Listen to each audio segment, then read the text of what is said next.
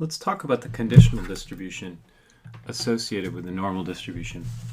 So let x, my vector x, be equal to x1, x2. And so without loss of generality, we're just going to assume that we want to know what the conditional distribution of x1 given x2 is.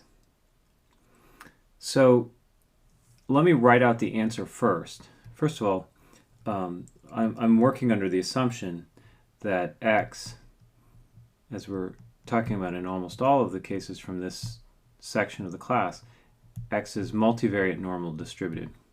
So I'm going to write out the variance covariance matrix this way. Sigma 1, 1, sigma 1, 2, sigma 1, 2 transpose, and sigma 2, 2.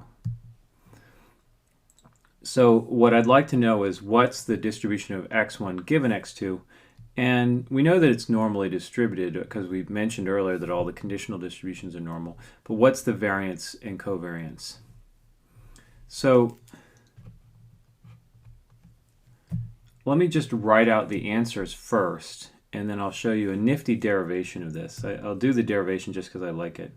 So the expected value of x1 given x2 took the particular value little x2 is exactly equal to mu1, okay, it would be weird if that wasn't there, plus sigma 1, 2, sigma 2, 2 inverse, x2 minus mu2.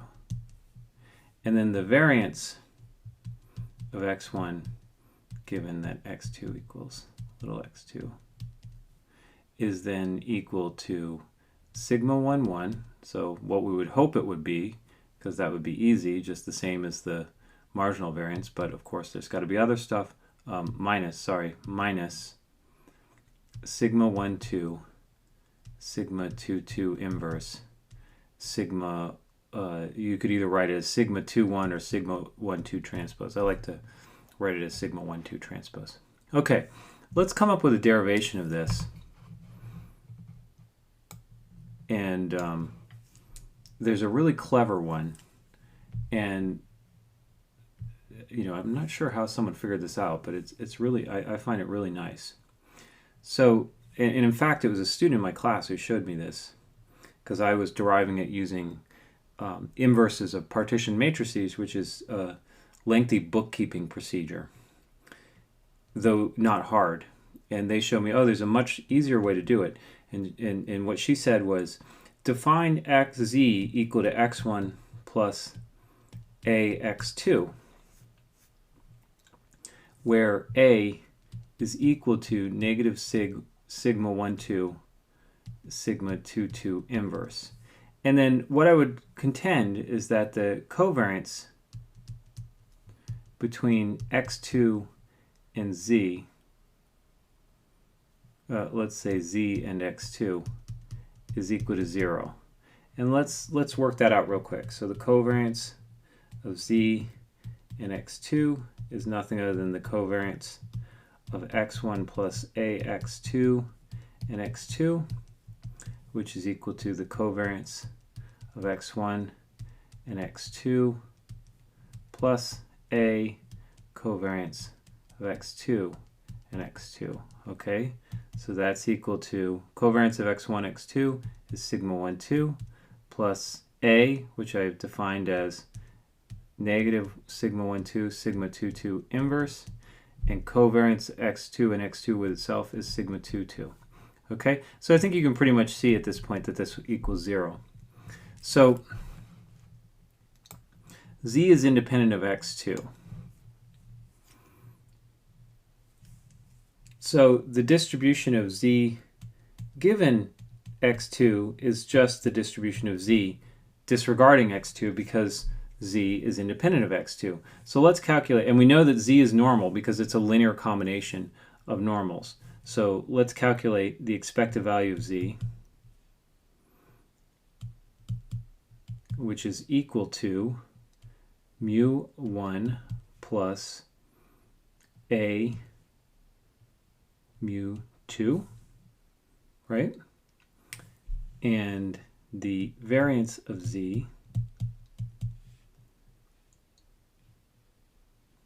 is equal to A, the variance of x2, times A transpose, with the variance of x2 is sigma 2, 2 times A transpose. Now let's fill some of this in. That's mu1 minus sigma 1, 2, sigma 2, 2 inverse mu2. And this is equal to, the negative sign will cancel out, sigma 1, 2, and then I get a sigma 2, 2 inverse, sigma 2, 2, sigma 2, 2 inverse. So it's just going to be sigma 2, 2 inverse, sigma 1, 2 transpose. Okay.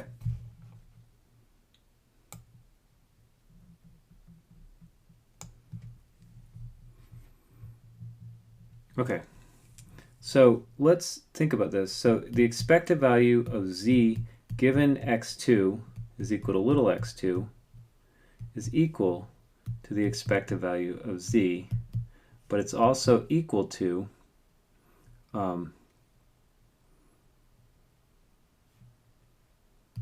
mu1 minus sigma 1, 2, sigma 2, 2 inverse mu2. Okay, so we have that much so far, but we can also write out the expected value of z as the expected value. Remember the definition of z, which we've written up here, and that works out to be then that we can write this as the expected value of x1 plus ax2 given x2 equals little x2. Okay. So we then can write expected value of x1 given x2 plus a expected value of x2 given x2. So this is the expected value of x1 given x2 plus a expected value of x2 given x2 is just x2. Okay, so now take this equation and this equation, and we can solve for the expected value of x1 given x2.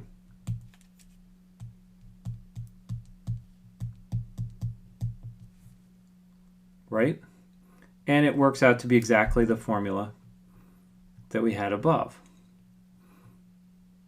And then you can use the same technique to derive the variance. So the variance of z given x2 equals little x2. Well, that's just exactly equal to the variance of z, since z is independent of x2, and